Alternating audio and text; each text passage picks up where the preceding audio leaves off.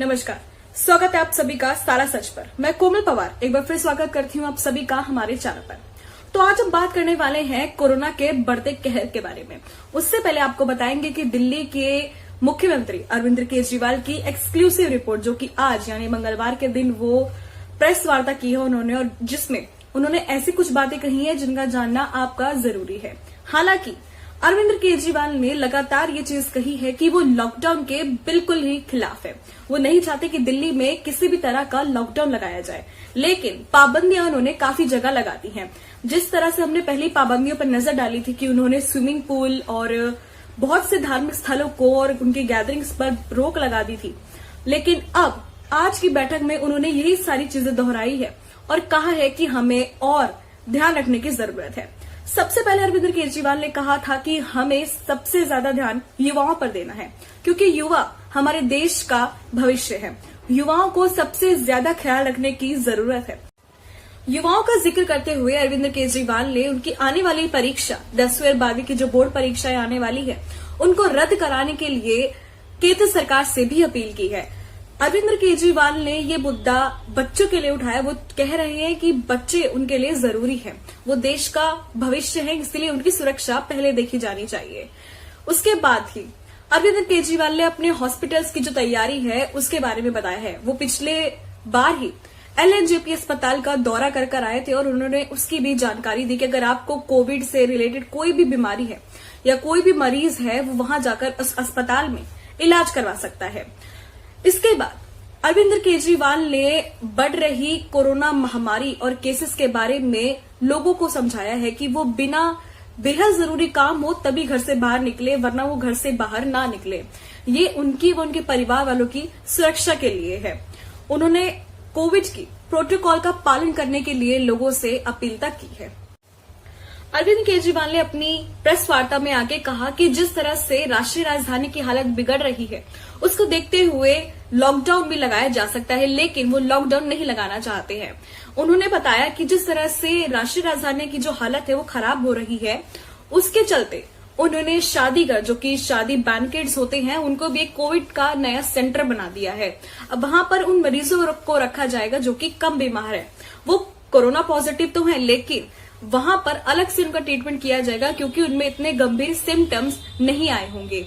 केजरीवाल ने साथ साथ ये भी कहा कि ऐसे बहुत से पेशेंट हैं जो होम आइसोलेटेड हैं और उनका इलाज घर पर चल रहा है। जितने भी मरीज हैं जो होम आइसोलेटेड हैं, उन पर भी अरविंद केजरीवाल की कड़ी नजर है। वो उनके दिनचर्या पर सही से नजर रखे हुए हैं, ऐसा अरविंद केजरीवाल का कहना है। तो ये थी प्रेस कॉन्फ्रेंस की रिपोर्ट जो कि आज दिल्ली में उन्होंने संबोधित की है दिल्ली वासियों को। अब हम बात करने जा रहे हैं सोनिया गांधी ने जो चिट्ठी लिखी है प्रधानमंत्री नरेंद्र मोदी को। सोनिया गांधी कांग्रेस अध्यक्षता की जो सदस्य हैं, उन्होंने लिखी है चिट्ठी प्रधानमंत्री को, ये कहते हुए कि जिस तरह से 2020 में मजदूर पलायन करना शुरू कर रहे थे और उनकी वजह से जो भारत की आर्थिक स्थिति थी वो नीचे जाती हुई नजर आ रही थी, और कुछ इसी तरह अब भी वो चीजें दोहराई जा रही हैं। मजदूरों ने महाराष्ट्र में जैसे कि चल रहा है कि वो लोग पलायन कर रहे हैं, इस पलायन को हमें रोकना होगा, ऐसा सोनिया गांधी ने प्रधानमंत्री मोदी को चिट्ठी लिखकर कहा है। उन्होंने कहा है कि हमें मजदूरों को मासिक आय योजना देनी होगी और उन्हें साथ ही साथ 6,000 रुपए भी उनके लिए देने होंगे, क्योंकि पिछले साल जिस तरह से मजदूरों पर ये जो कोरोना का कहर था वो बरसा था, वो इस बार दोबारा ना बरस जाए। सोनिया गांधी ने आगे चिट्ठी में कहा कि जिस तरह से कोरोना के केसेस बढ़ रहे हैं, हमें कुछ चीजों पर GST हटाना होगा, जैसे कि सिलेंडर गैस हो गया, आदि दवाइयों पर हमें जो GST है वो हटा देना चाहिए, क्योंकि इस वक्त हमें मरीजों की जान ज्यादा प्यारी होनी चाहिए। हमें GST हटा देना चाहिए। साथ ही साथ उन्होंने कहा कि जो टीकाकरण है, जो वैक्सीनेशन है, वो एक बड़े पैमाने पर हमें ड्राइव करना चाहिए और हर व्यक्ति को ये जरूरी कर देना चाहिए कि वो वैक्सीनेशन लगवा ही ले। और साथ ही साथ उनका कहना है कि जो टीकाकरण, काफी राज्यों में टीकाकरण कम हो रहे हैं, क्योंकि उनकी वजह है कि वैक्सीनेशन की डोज उन तक नहीं पहुंच रही है। इसका जिक्र सोनिया गांधी ने प्रधानमंत्री से किया है। उन्होंने कहा है जो इसकी कमी हो रही है, वैक्सीनेशन की कमी राज्य में नहीं होने देनी चाहिए। तो ये सभी चीजें सोनिया गांधी ने प्रधानमंत्री नरेंद्र मोदी से चिट्ठी में अपील करते हुए कहा है। अब हम आपको आगे बताते हैं दिल्ली के मंदिरों में मोबाइल फोन्स की नो एंट्री है और अब भक्तों को प्रसाद नहीं दिया जाएगा।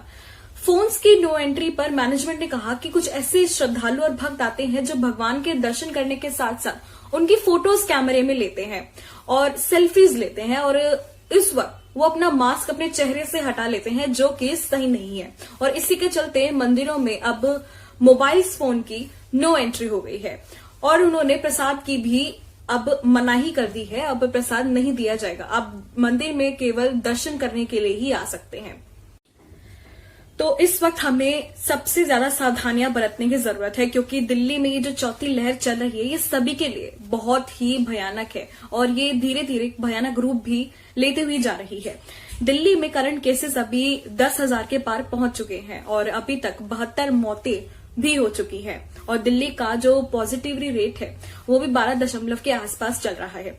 लेकिन हमें फिर भी बहुत ही सावधानियां बरतने की जरूरत है। अरविंद केजरीवाल ने जिस तरह से कहा कि अगर आपको बेहद जरूरी काम हो तभी आप घर से बाहर निकले, अन्यथा घर से बाहर ना निकलें। तो अगर ये वीडियो पसंद आए इसे लाइक करें, शेयर करें, अपने परिवार वालों के साथ इसे बांटना बिल्कुल ना भूलें। अपने और अपने परिवार का ध्यान रखें और इन वीडियो से जुड़ी, इस खबर से जुड़ी कोई भी अपडेट आप तक पहुंचती है तो कमेंट सेक्शन में कमेंट करके हमें जरूर बताएं। अपना ख्याल रखें, अपने परिवार वालों का भी। मैं कोमल पवार आपसे विदा चाहूंगी। बने रहिए पल पल की खबरों के साथ, सारा सच के साथ। नमस्कार।